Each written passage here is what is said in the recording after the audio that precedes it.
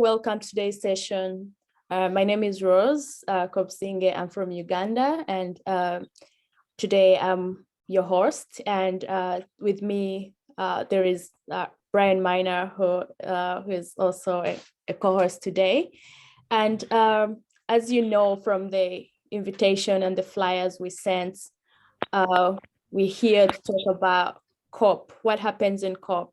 We have fellow young people, climate leaders on the call today, and they'll share and tell us what really happens, what happens in COP, who goes to COP, how can we go to COP, what happens, what is the process of climate negotiations.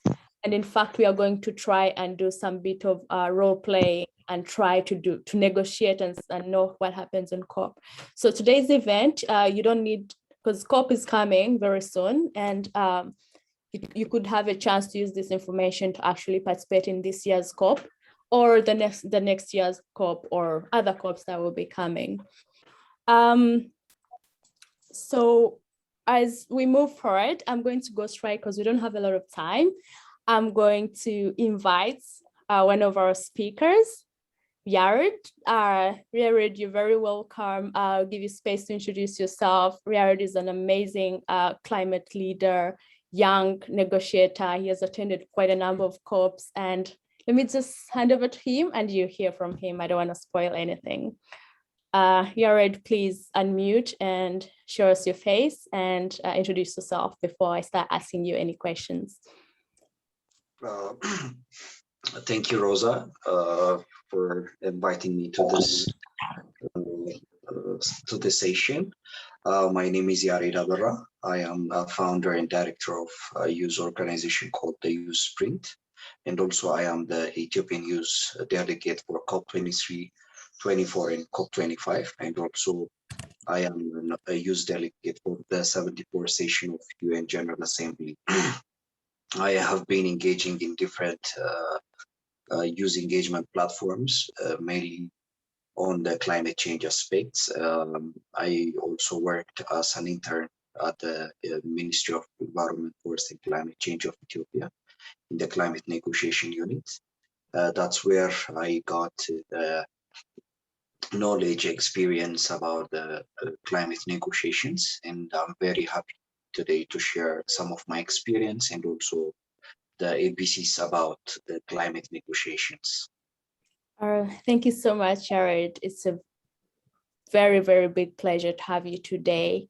And it's very great that you're a fellow young person and we relate more to you than hearing from some big diplomat from somewhere that we don't really relate to.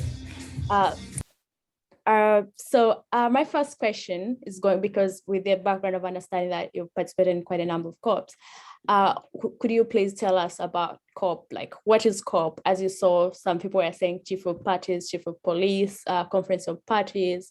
Could you tell us what COP is about, why it happens, and when does it happen? What happens in COP? Okay. COP in general it's an acronym. Basically, it's called Conference of Parties, where parties, or we call them countries or representative of unofficial countries, and also which includes the European Union, so get together and discuss about climate change.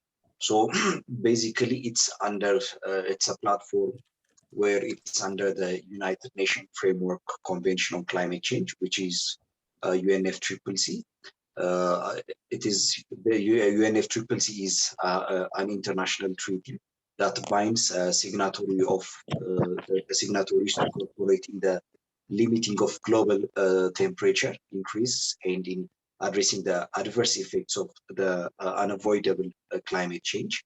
It was adopted in 1992 and entered into force in 1994. And in 1995, the first COP happened in Berlin. So basically, 117 parties, which includes the European Union, 196 are countries or states get together and ratify a convention called the United Nations Framework on Climate Change Convention.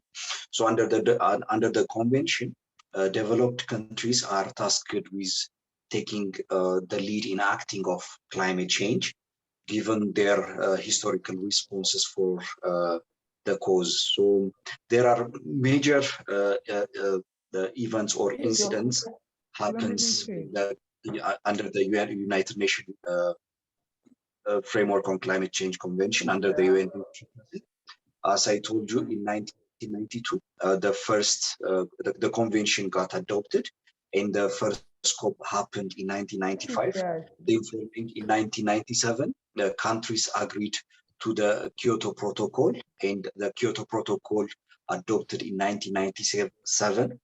Following in 2009, in 2001, parties adopted the accords of the countries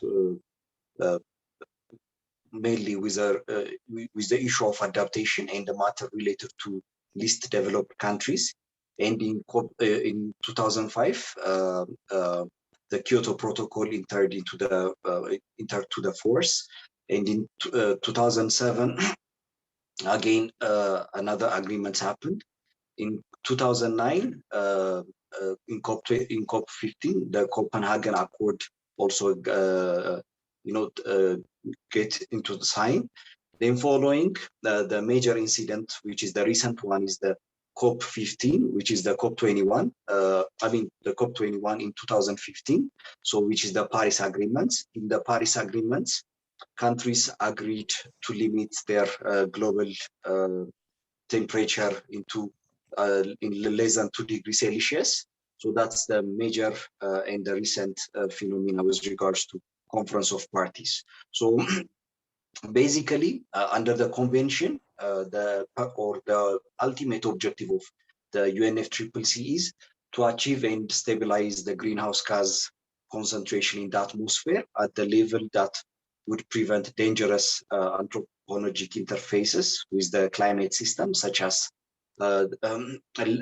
such a level should have to be achieved within a time frame sufficient to allow ecosystem to adapt naturally to climate change.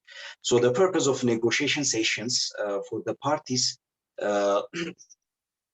is to regulate, review the implementation of the convention. So countries will agree on certain treaties or on certain agreements. The convention also will be a regulatory body to implement the conventions or the agreements. So the legal instruments will be adopted through this convention.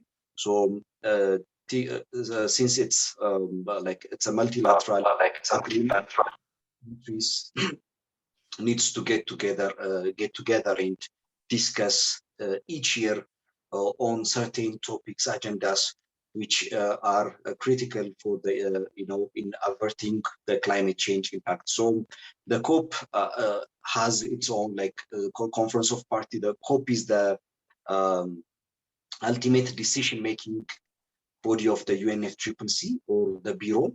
So there are COP, we call CMA, CMP, and other terms. So the COP meets annually.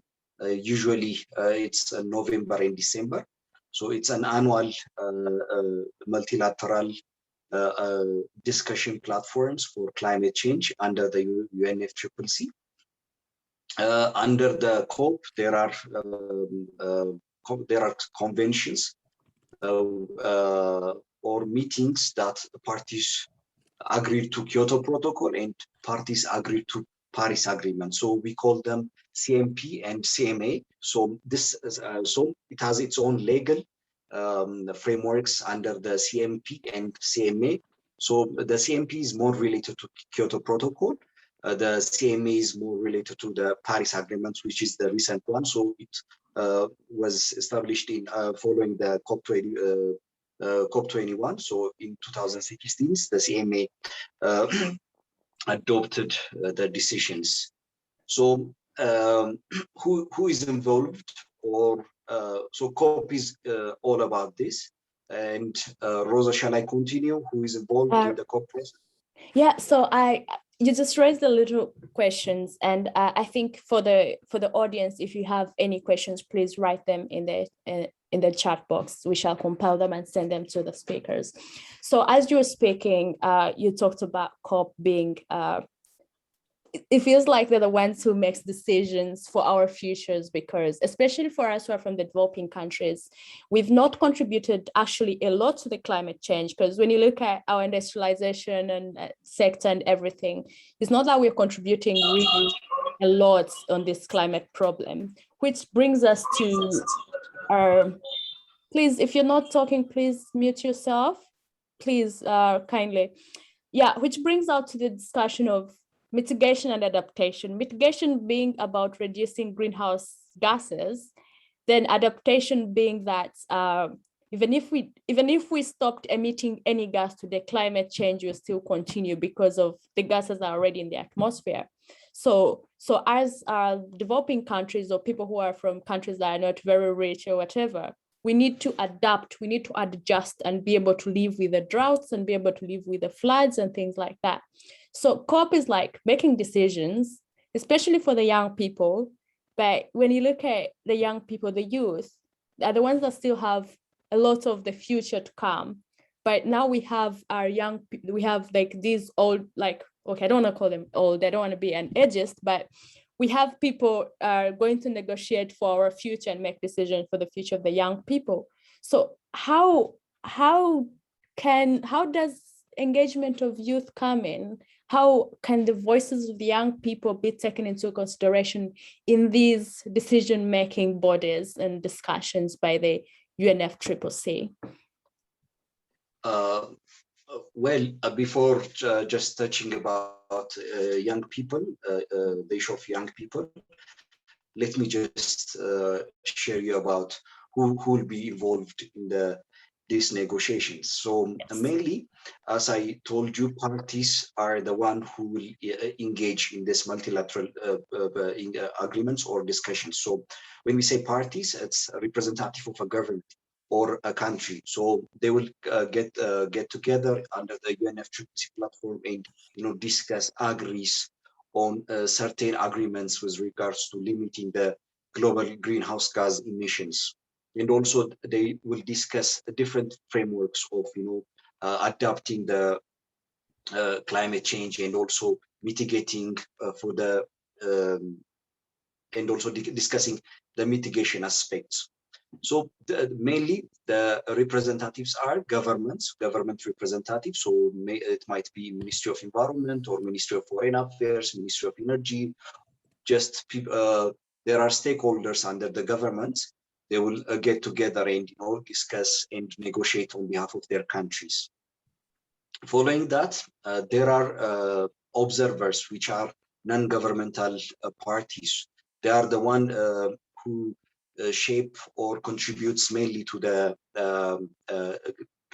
discourse or the discussions, referring or bringing some topics or some agendas where parties cannot bring because of their political stance. So non-governmental organizations have also a huge role in these UNFCCC processes. Under the non-governmental processes, there are different non-governmental groups or constituencies under the UNFCCC. So there are business and industries which related to the which are under the constituency of UNFCCC. So we call them bingos. There are environmental NGOs, we call them INGOs, local government and municipalities, and also indigenous groups are also a part of its trade unions, farmers, women, and gender NGOs are also a part of this constituency. Then the one which related to us is there are also a youth constituency or a youth NGO. We call them Yongos. So Yongos are a platform or a constituency which is affiliated to the UNFCCC, where young people have or can make a voice through that constituency. So they have a proper seats under the UNFCCC platform as an NGO. Then they since the climate change issues not just a recent issue or a short-term issue. Climate change is a long-term impact. So the impacts that we are currently doing, or that we are releasing the carbon emissions, will affect after 30 years. So the current generation needs to be engaged in this platform. So to engage the future generation and young people, this Yongo platform is is one of the platform where young people can engage with this process. Okay, that's very great to hear, and thanks, Yared. So I'll first kind of run to Edwin, and then I'll come back to you. I'll just we'll keep chatting like that. So Edwin, I'm sure many of the Ugandan youth on the call might know Edwin. So Edwin is our CEO for Youth Go Green Uganda. And I'm going to request him to introduce himself. I don't want to spoil it. He's doing super amazing work in terms of youth engagement and activism and diplomacy and everything. So Edwin, please introduce yourself, and then I'll go into and ask you questions. All right. Thank you so much, Rose. Once again, my name is Edwin Muhumuza. I come from Uganda, and I'm just like she said, I'm the founder and chief executive officer of Youth Go Green Uganda, an organization of young people that are making interventions on matters of climate change and environmental conservation. I also happen to be the Ugandan Youth Envoy to the United Nations. I am one of the UN Youth Delegates of Uganda, but also now elected the new president of the Youth Coalition for SDGs in Uganda. I've been one of the national youth leaders in the country. Happy to meet you, colleagues. Happy to meet you, my brother Yared. We've been in the climate change youth leadership programs at the global level, and happy to be here. Thank you. Over to you, Rose. Thank you so much, Edwin, and we really appreciate the work that you're doing with Youth Go Green Uganda, and with everything, with the efforts you're putting in. So Edwin, my first question is going to be, because I think it is very important for us and for everyone, would like to know, one of the aspects of COP is negotiation, so how is this negotiation process held? What happens in these UNFC negotiations? I mean, or even why negotiations even important?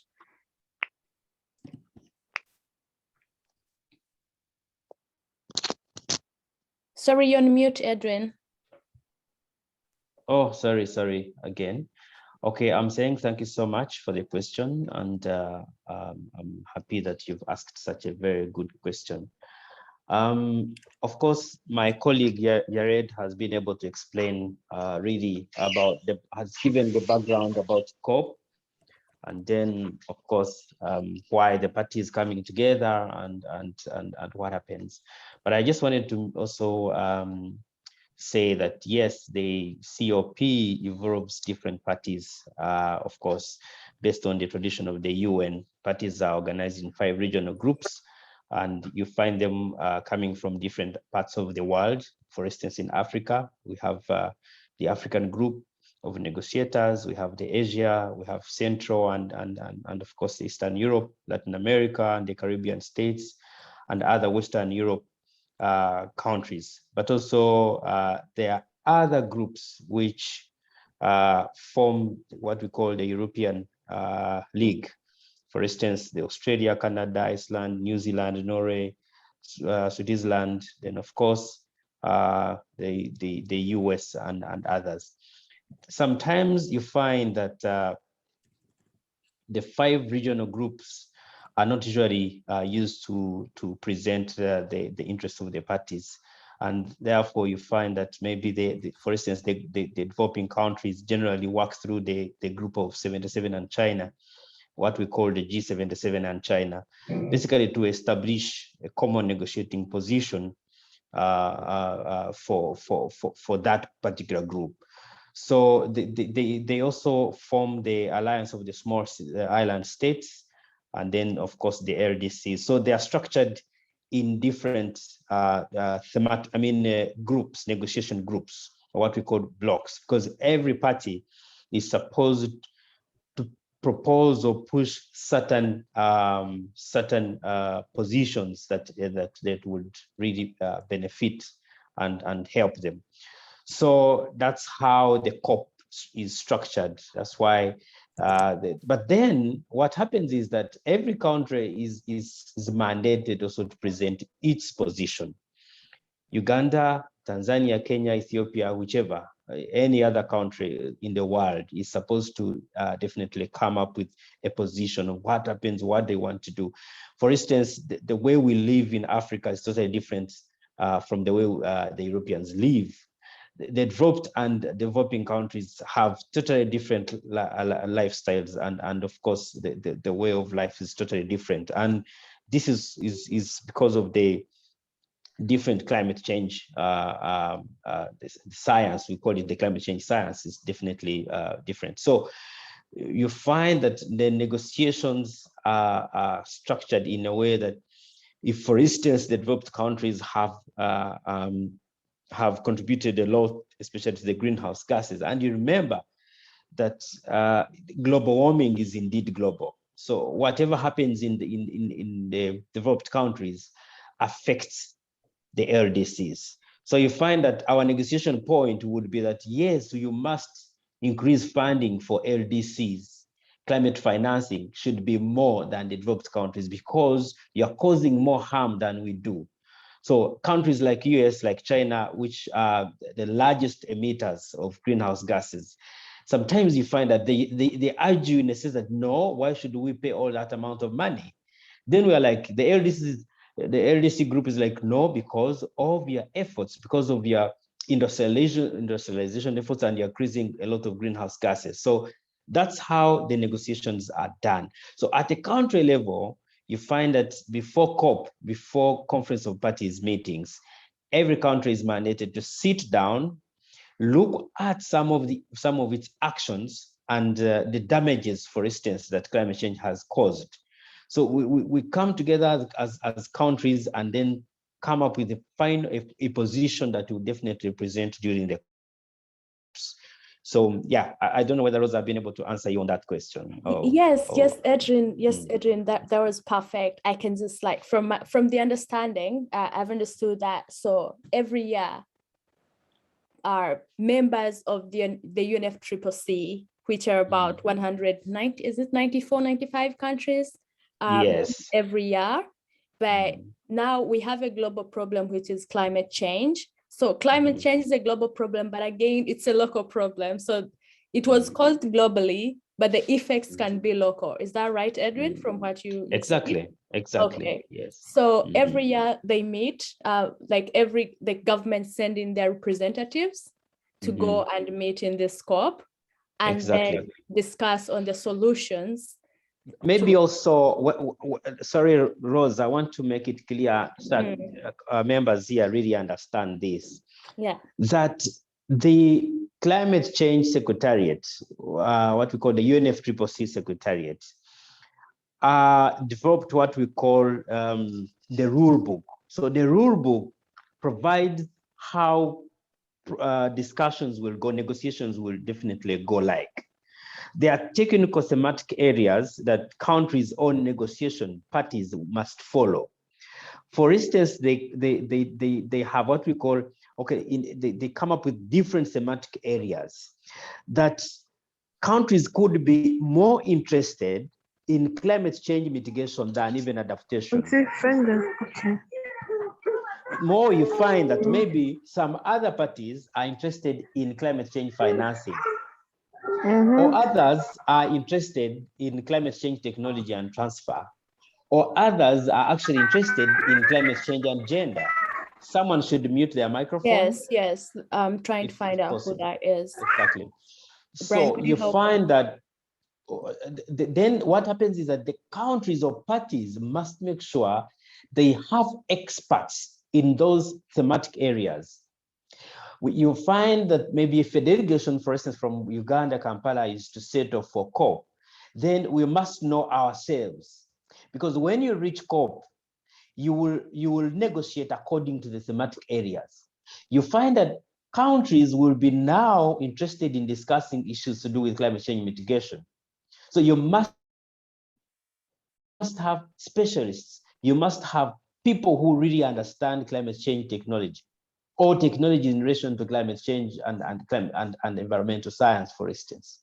So we group them. So we normally have the pre-COP meetings that would now say, okay, for you guys who are handling climate change mitigation, these are some of the processes. These are some of the things you must come up with. So you find that negotiation parties or blocks will come up with climate change financing for mitigation or adaptation. That's why you find that even the UNFCCC has what we call the adaptation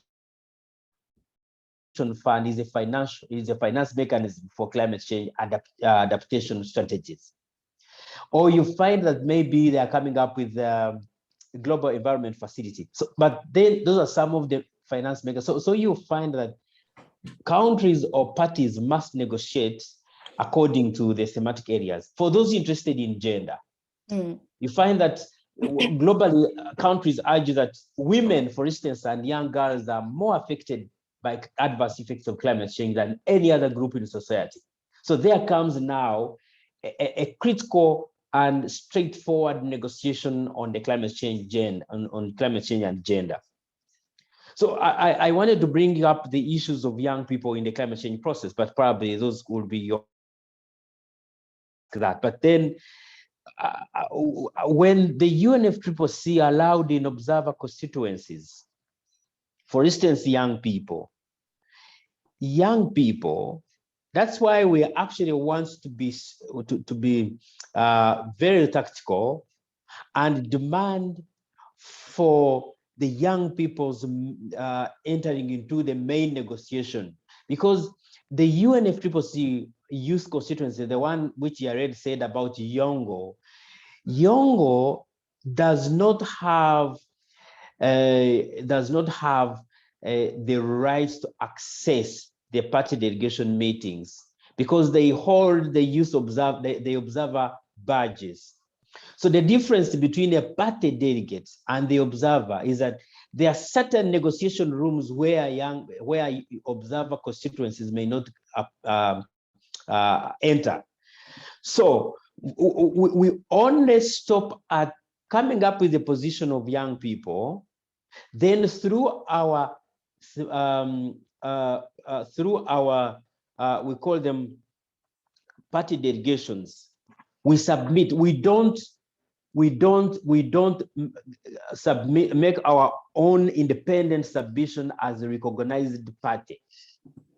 So what happens is, if you want, as a young person, if you want to attend the main negotiations, then you must have or bear a party delegate's badge, what we call the blue badge. So unless you have a party delegate, now a party delegate's badge means that your country will give you a credit, you will nominate you, your country will nominate you as its party delegate. So once you have the party delegate, the UNFCCC Secretariat receives that information from your national focal point, then you are issued the accreditation letter, which will now give you the party badge, the official party delegates badge, which will be your access badge to the main negotiation rooms. So where we are finding a bit of a challenge for young people to be officially in COPs is that many of young people sometimes are not accredited or they are not nominated by their governments. They would urge you and say, you guys, young people, you don't know some of these aspects. You can't even enter into negotiations. These are technical, they're above your level. Those are some of the issues that come by.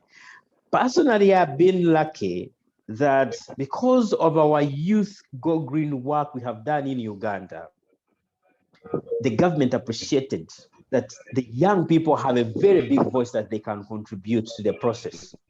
And that means you find that you must be looking at a particular thematic area. For instance, maybe you say, okay, I'm interested in the climate change and negotiation, mitigation or adaptation.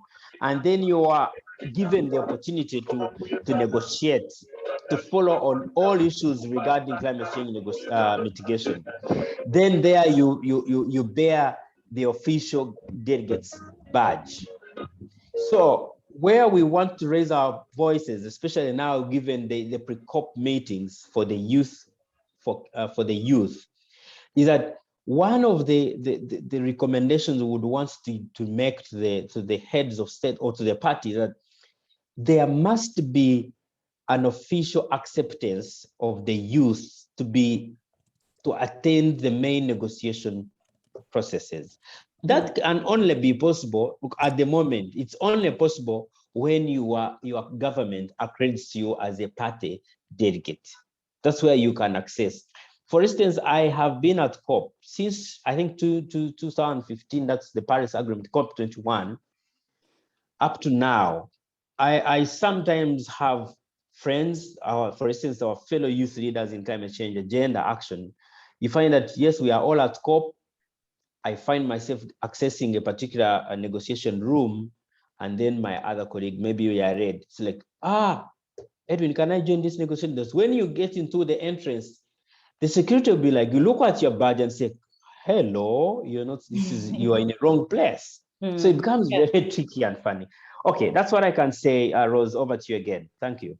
Yeah, thank you so much, Edwin, for that summary. You've actually answered many of the questions that I was going to ask following. And I think we have an exercise that we want to do. Let me first hand over to Brian. Brian has a question for Yared, and then we shall go to the negotiations and then come back because the time is really against us. Hey, Brian, take over, please. Hi, thank you again, Edwin, for the... Brian, we can't hear you. Hi, everyone. Can you hear me now? Yes. Oh, I was saying thank you so much, Edwin, for the amazing insights that you've given into us. Thank you those for handing over to me. So, Yared, my friend, I'd like to ask you a few questions that I think relate to young people as well as in regards to COP. The first question is we might see it as a simple question, but let me just ask it. So, Yared, this year we have COP26. What is it going to be about? What are the priorities this year? The second question is, how can young people from LDCs help structure their country's NDCs? Kindly explain to everyone how we can help through this. Thank you, Brian. Like addressing the first question, before that, the advice Edwin were sharing is very critical, especially for young people.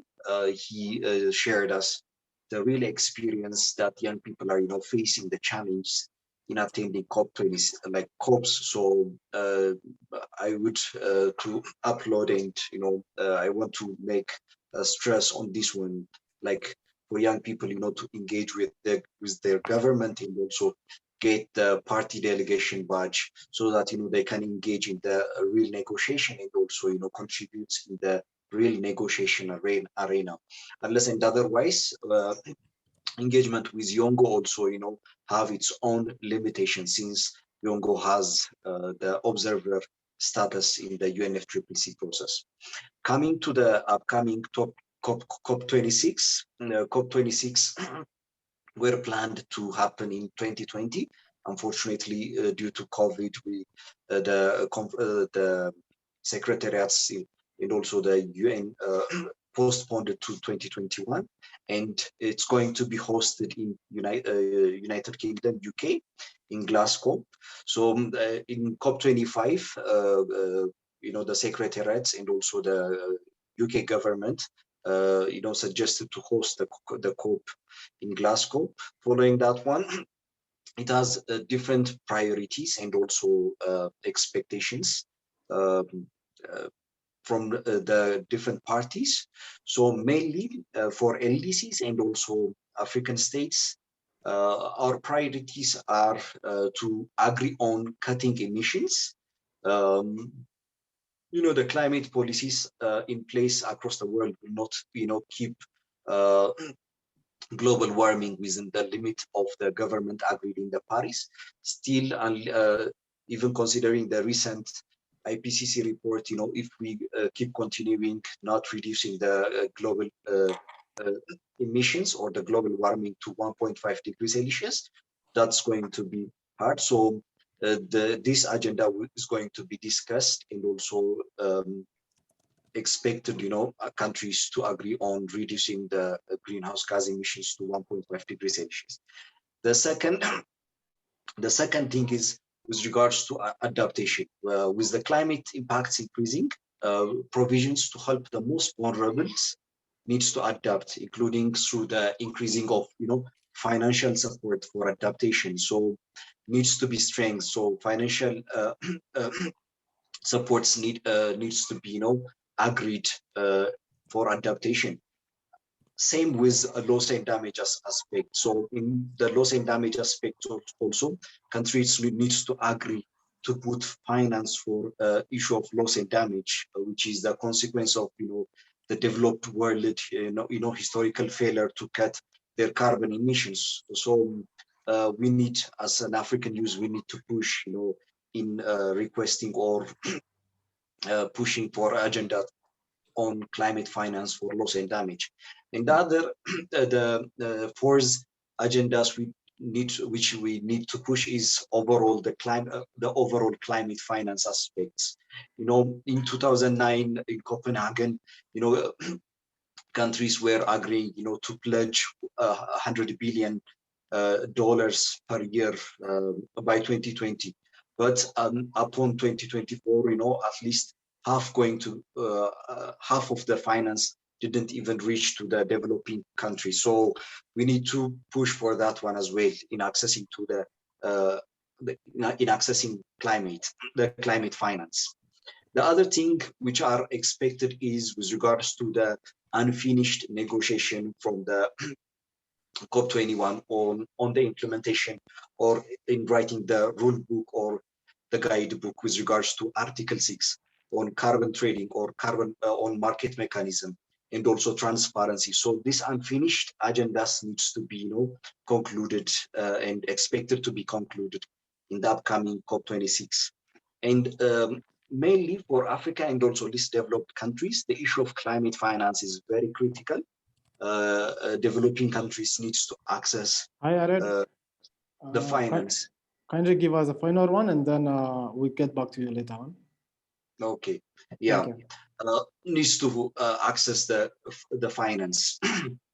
On your second questions with regards to NDC, young people should have to engage in the NDC platforms. So mainly they have to work closely with their government offices, since the Ministry of Environment or Climate Change are the one who will be responsible in addressing this issue. So so the critical things for young people to be engaged in the NDC process or in the NDC implementation is to make sure young people, gets a job in that process, because the issue, should have to create a job, green jobs, and also, be in the part of the circular economy. So to young people by themselves, needs to bring this agendas, this, policy suggestions to their government. So they have to organize themselves first and also propose what their expectation, what they wanted to see in the implementation, and also not only just with regards to just getting a job, but also, impacting with regards to the greenhouse gas emissions. So it might be in agriculture sector, it might be in forestry sector, but young people need to engage in each and every aspect of the national determined contribution plan where your country submitted for the next 5 years. So I think most of the country are now by now submitted their NDCs, but the implementation needs to engage young people. So this is how you can engage on the NDC. So work on the implementation and also get engaged on the implementation aspects of the NDCs. Okay. Thank you so much, Brian, for your question, and Yared for answering the question. Very great insights. So we're going to go into breakout rooms. I know there are a lot of good things that we can discuss. We're going to go into breakout rooms and we're going to try and see if we can, could someone please mute yourself? Please mute yourself if you're not speaking. So we are going to go into breakout rooms, and I've posted the background of what we are going to, the background of what we're going to do in the breakout rooms. I posted it in the chat box. So one of the priorities of African countries in COP26 is negotiating for increased climate finance for adaptation. So you're going to have, probably we take 4 minutes because 5 is quite a lot. Identify your key stands. I'm going to group you into 3 groups. You're going to have the European Union together with the US. I'm grouping those together because we have Biden now who is supporting climate action. And then we have the LDCs, the least developed countries, together with the small islands. And then we have the observers. So I'm just opening the breakout rooms. I want you to come out for LDCs and islands. I want you to say how much, for example, climate finance you need for next year. And then EU and US will also say how much they will give you. And you all give your reasons why you need that amount. And then EU and the US will say why they're giving you the amount that they are choosing to give you. And then we'll come back. You discuss, take like 3 minutes. We come back inside. And then we come back here and negotiate just in 3 minutes to just see what happened, the agreements and the disagreements that happen in COP. So the breakout rooms are open.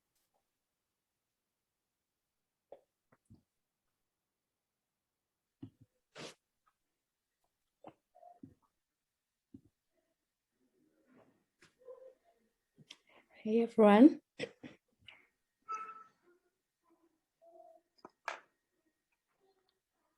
Hi, Brian. Hi, how are you? Hi, Edwin. You're welcome. How was I know it was very short, but how was it? How did it go? Well, our session was brief. Yeah. You're on mute, Edwin.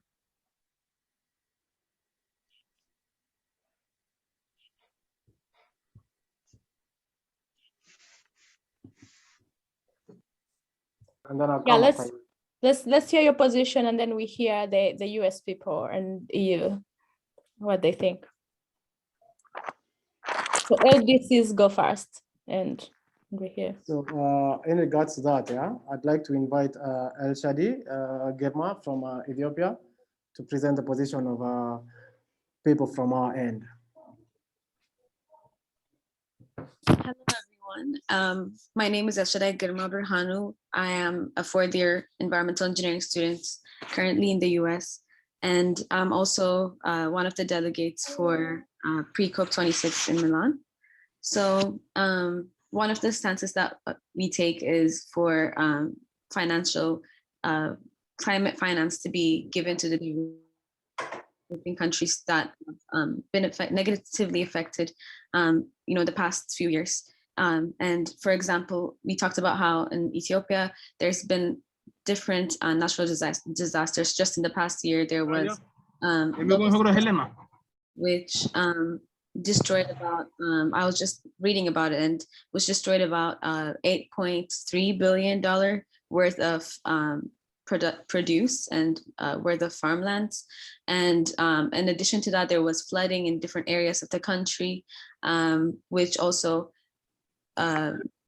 destroyed a lot of people's homes, and which should be compensated for. And I know with the locust infestation, it was not just Ethiopia, it was an East African problem. And it covered countries like Kenya and Uganda as well. So one of the things that we need to see when we ask for climate, when we finance, is to see how much we actually need to cover in compensation, and see how many people's lives were impacted. And in the infestation case, for example, how much of the land was and produce was destroyed, how many people are in, how many people were negatively affected by drought, and like how much food we have to give to these people and sustain in the long term as well. So sorry to cut you, finance-wise, how much money are you advocating for? What is your stand? Our stance was, as one of the persons, which I forgot the name, and the team stated, I think it was $28 billion. I'm not sure, you can correct me, but Okay. that was how much we said. So $28 billion. So, and that is why LDCs and the islands are asking for the next financial year in terms of climate finance. Can we hear from the EU and the US and what you think is that? Can you give out that amount and why, if not, or why are you giving and the amount that you're giving?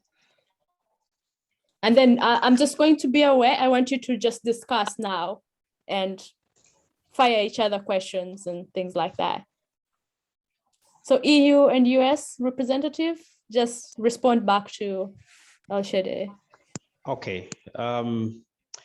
Thanks a lot, Rose, once again. I don't know whether my colleague Yared would want to say something on this, but then probably will give a supplement. US and EU, I think most parties or countries are looking at these as the big boys in the house for climate financing. The fact that, I mean, they are industrialized, they have contributed a lot to the greenhouse gas emissions globally. Already they made a target. Edwin, sorry Yes, to cut you. I now want you to speak as the US. I want you now to speak as someone who's from the US and the EU and respond to the least developed countries because they have given their request. They're saying that they want 28 billion. So I want you to speak as someone from the EU or the US and speak to them. Okay, so you want me to speak like a boss. So if I'm giving my finances, yes. First of all, they must have a clear justification for why they need such funds. What policy frameworks, financial frameworks do they have to have a clear justification for why they want the $28 billion they're asking for? And more so, why are they imposing that figure on US and EU? Why do they want us to give them such big funding? My question as a US delegate or a US donor, I would want to know why can't they also locally mobilize finances to support their, for instance, their NDCs? What's the matter? So LDCs, they're asking you, why are you asking for all that money? Anyway, US, how much are you giving out of the 28? How much can you? Well, because they have not presented to us a clear plan, we can only offer them $5 billion US. I don't know what they say. Is that enough for you guys? And why do you think you need more? What is the matter with you? Can't you work with the $5 billion US? Do you have for instance, you have not presented to us your climate change plans. You have no strategy. Perhaps, I mean, maybe you want to put this money to something else, not climate financing projects. LDCs, tell us why they're asking you questions. Tell us, why do you think you deserve that money? Can't you get your own money and do your things? Sure, we can answer that question. I can go, or anyone from the team can go as well. So for your question asking why the US and the EU are responsible for giving us climate finance, we would like to say that over the years, over the past decades, and because of industrialization, most of the emissions, greenhouse emissions, come from these developed countries. And because of the greenhouse gas emissions, a lot of these African countries have been the victims of climate change and climate injustice. So basically, we need to agree on how the countries that are producing a lot of greenhouse emissions have to compensate for the victims of climate change. And we'd like to say that 5 billion is way too small for compensating for the damages and the negative impacts that happened in these African countries. As I mentioned before, one example from just one country in one instance in just 1 year, there was a loss of production for around $8 billion. And that's just for Ethiopia, for example. And when we look at the larger scale of different countries, more than one country, so it's going to be more than 8 billion. So I would like to interrupt as someone who has stayed in the US and in the EU. I would like to say that developing countries are just here to beg our money that we've worked for. And I think they need to start working for their own money than expecting us to give them money all the time. So actually, when they're saying that we are responsible for greenhouse gases, where's the evidence that we are responsible? I want them to tell us that.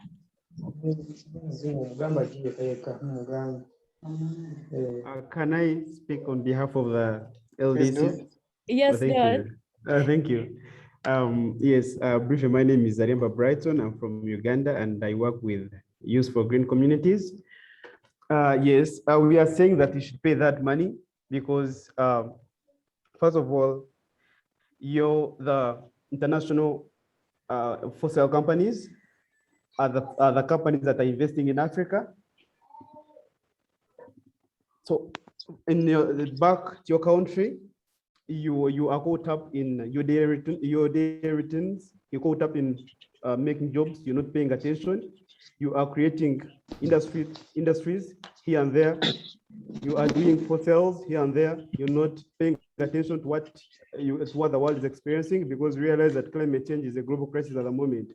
But what is happening, because can someone from EU tell this person that we are not the ones who stop them from creating industries? We can't allow our citizens to die of poverty and hunger and stuff. Can someone tell this person here? But your citizens will face the impacts of climate change. So are our citizens here in not developed countries.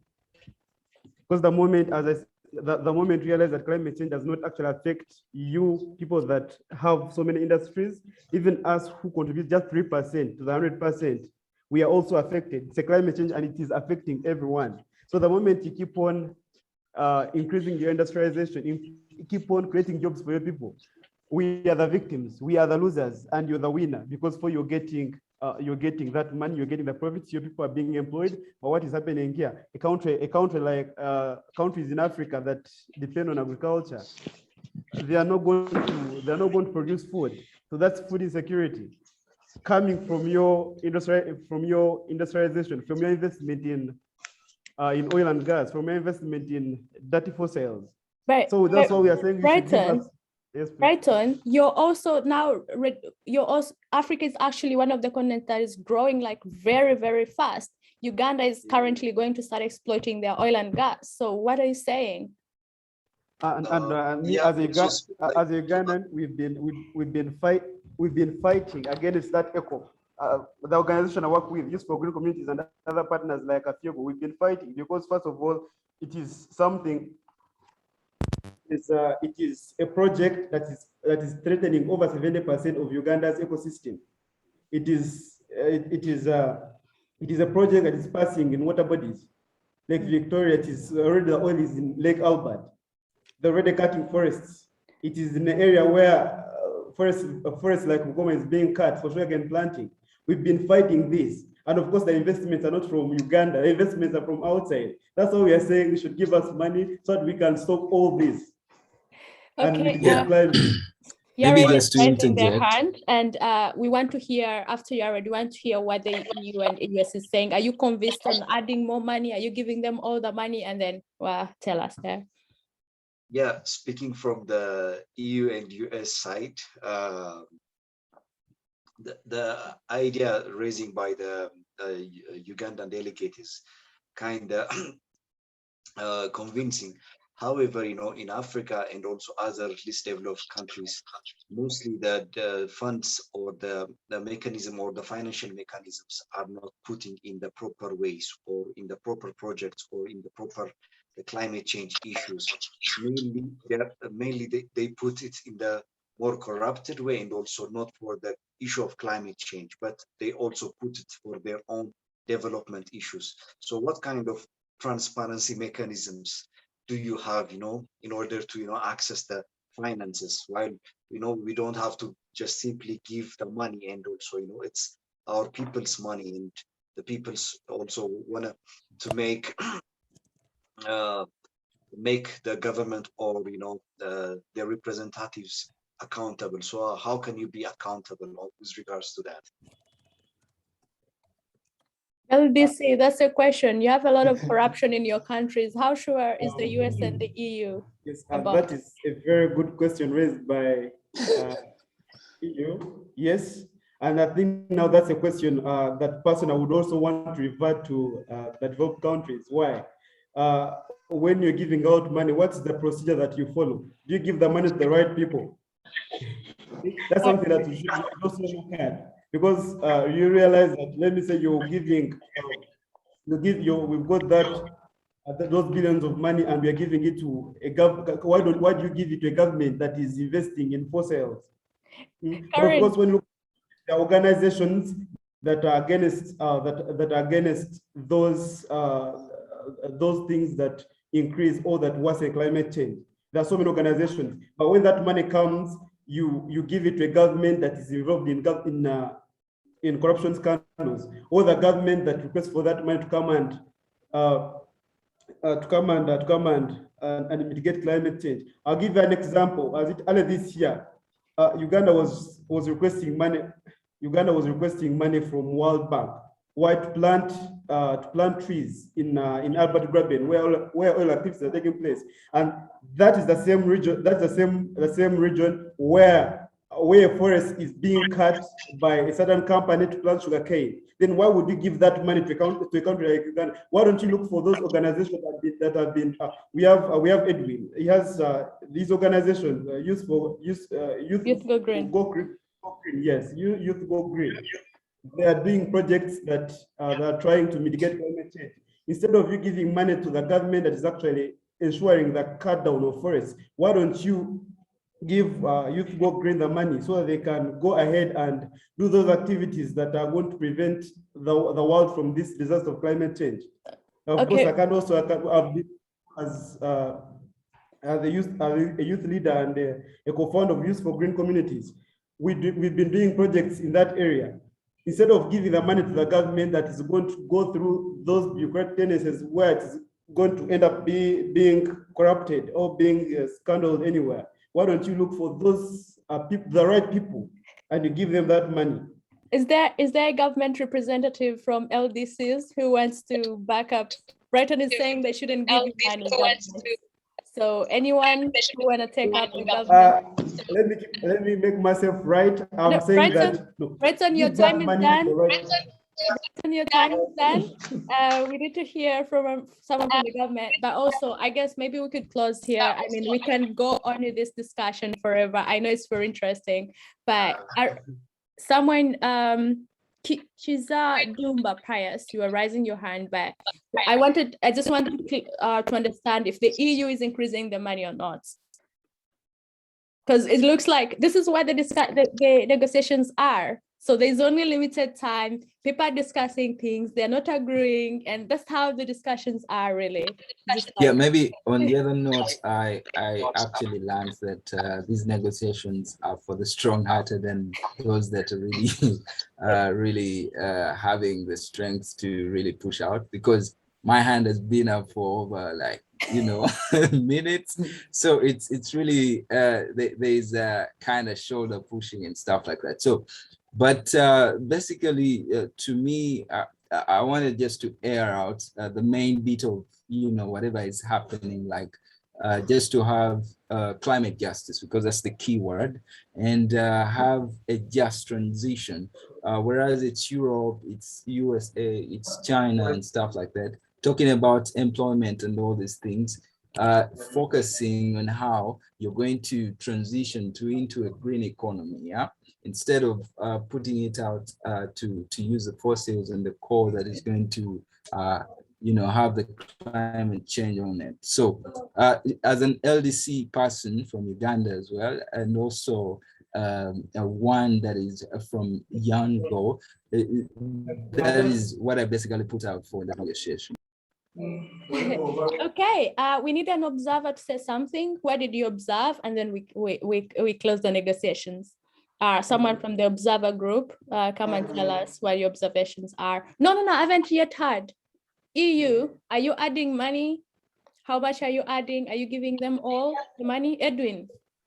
Okay, just in case, if I'm to be the real EU and US, then definitely I would be able to, first of all, before I give you my funding, I needed to see your systems, clear systems and structures, policies that will definitely give us confidence that you put right the money we give you guys. We know Africa or LDCs have corruption challenges, of course. I know that is really eating up everything. And someone was actually suggesting that instead of giving governments direct, then would rather give to CSOs or other NGOs money to, but then normally we work well with I'm coming to meet him.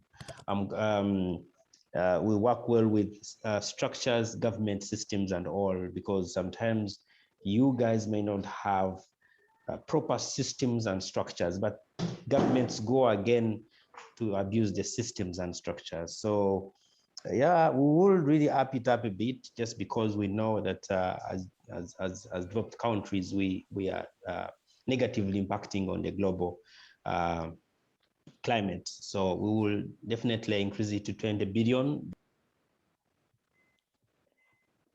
This is okay. We're not going to the discussion. The EU and the US, they're saying they're increasing from 5 to 20 billion. That's a good. That's a kind of good progress.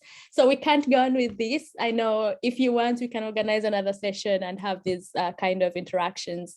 But now I'm going to ask someone from the observer to at least have a chance to say something. Any observer volunteer to say what you observed, what you saw, how were the discussions, how fair were they, things like that.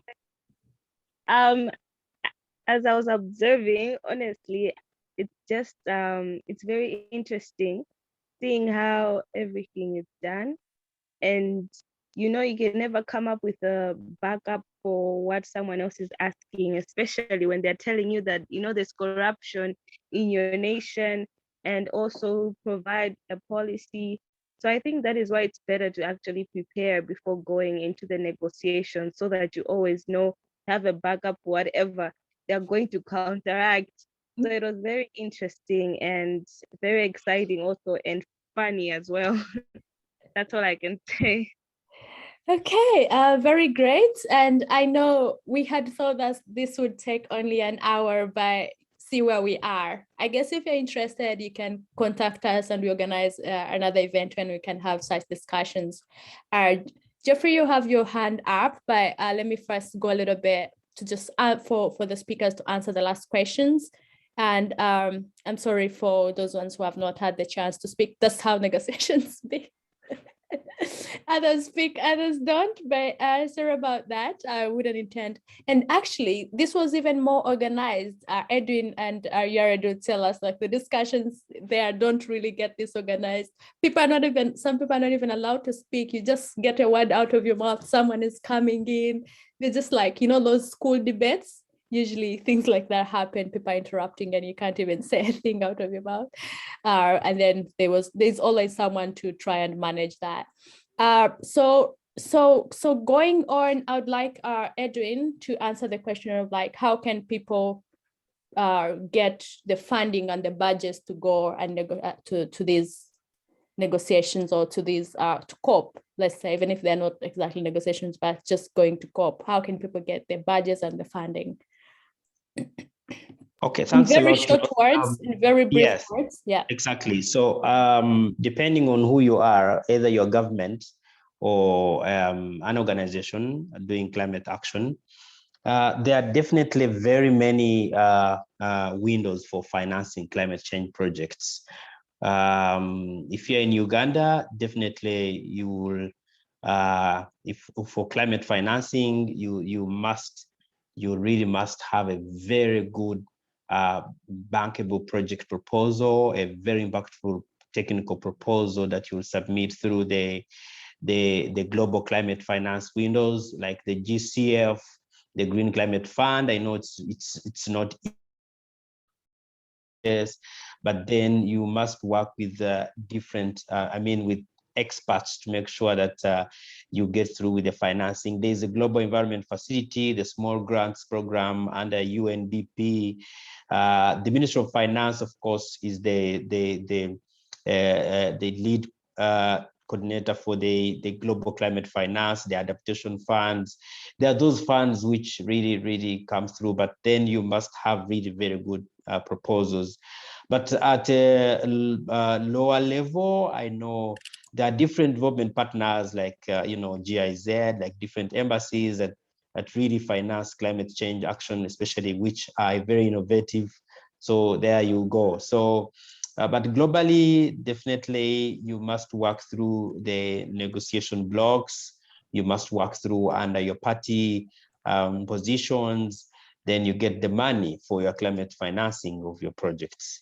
Yeah, that's what I can say for now. Thanks a lot, Rose. Thank you, Edwin. Yared, I'm coming to you in very brief words. Could you tell us, could you give key tips for that climate leader listening or watching you? What are those key tips you'd give for someone to become a good climate leader on the African continent?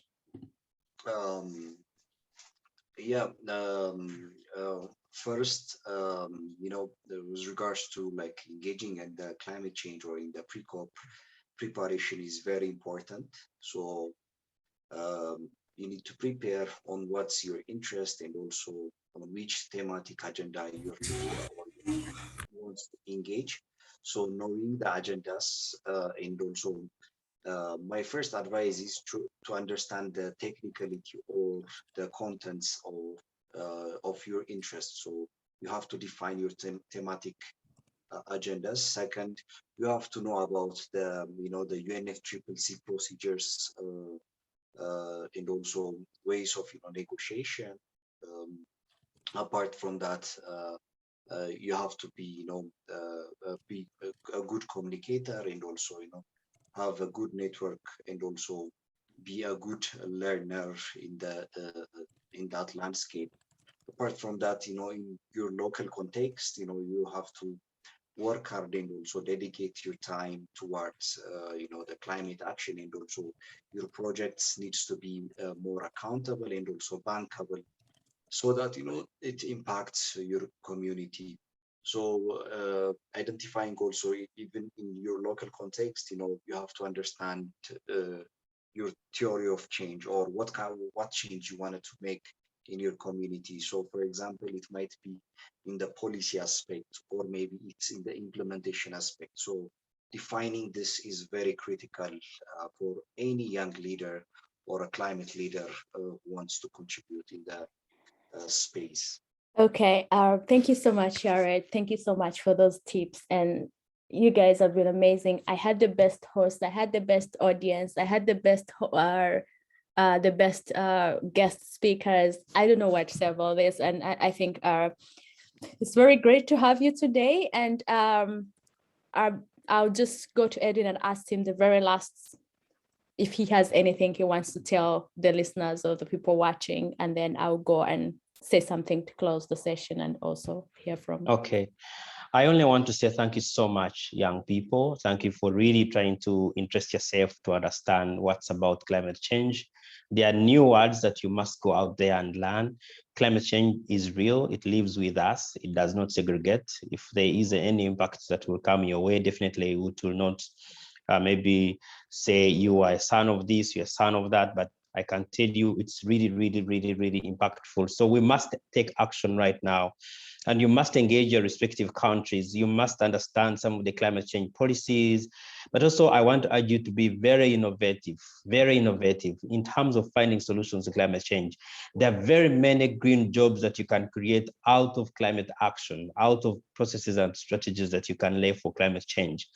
We at Youth Go Green, we are really trying our best. I wanted to, especially to the Ugandan young people listening in, that we have already we are launching soon our Climate Change Academy.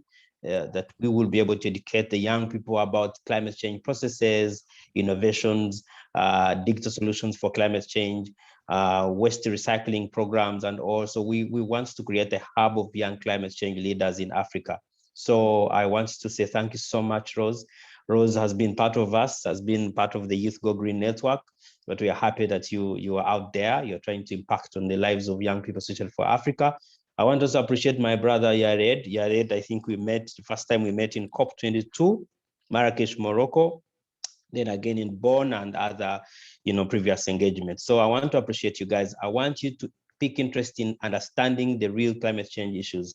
It's something, for instance, in our countries, I know it is not already in our education curriculum, but we must take it serious. We must understand some of these processes. So I thank you so much, guys, for listening in, and I want to wish you the very best. Thank you. Over to you, Rose. Thank you so much, Edwin. I would just like to say hi to Tina. Tina Omala is on the call. She's the communications officer from the British High Commission, and she'll be joining us in some of the next events. So just before Brian closes, I want to say that, as I had mentioned earlier, I'm a delegate to the Milan Youth Conference, the Youth for Climate. So I'll be sending in another event, which will be for the Ugandans only, and I'll be consulting them about what they want me to go and represent, say about them, and represent, how to represent them. So Tina, do you want to say something, or I hand over to Brian to close or anything? Yeah, I can say hi very quickly. Hi, everyone. It's been a pleasure being here. I came in a bit late, but what I heard was very enriching. I like the fact that Rose has taken the initiative to get youth voices together on such a platform to discuss the climate crisis. It's very important that we pay attention to these issues, because whatever affects our planet can affect our livelihoods, as we all know. We're excited as the UK to be hosting the COP26 climate conference in November in Glasgow, and a lot of you, some of you will be involved in that in one shape or form. We plan to really put a spotlight on youth voices, especially in the month of October, as the UK and Uganda, because we really feel that the UK can provide, or rather the youth can provide solutions to the climate crisis we're facing, because as you know, climate crisis can affect generations and generations, and the solutions lie with us. So we're very excited about COP26. We're very excited about the youth, the voices from the youth, the solutions from the youth on how we can tackle this really, really big challenge we're facing in climate. But thank you so much for this chance and opportunity to talk to you, and looking forward to more interactions in the near future. Thank you. Okay, thank you so much, Tina. I'd hand over to Brian to close this event. Before I hand over to Brian, I would like to appreciate all the direct messages coming to my inbox. Thank you so much, guys. And many of you are asking me that we organize another event. We shall see how that goes. We shall keep in touch. And Brian, please take over and close the event for today. Thank you so much, Rose. Let me say thank you again to Edwin as well as Yared for the insights that you've offered young people in this meeting today. It's been an honor. I'm humbled to have co-hosted it with Rose, and we all have a role to play as young people. We are looking forward to pre-COP, COP, and COI. And I believe that what young people have been told today is that you can use innovation, you can push sustainable projects ahead, and the finances will avail themselves. We might be from the LDCs, but we keep looking forward, we keep hoping, and we keep pushing, because we have to take the mantle and we have to fight. Thank you so much for everyone who's been messaging us, as well as those who have been requesting for contact. We're going to be sharing that with you. And anything that was said, or else if you would like to reach Yared or Edwin or any other person, we'll get in touch with you later on. We're grateful. And do have an amazing evening, and hopefully we get to see each other in Milan as well as other COPs in the future.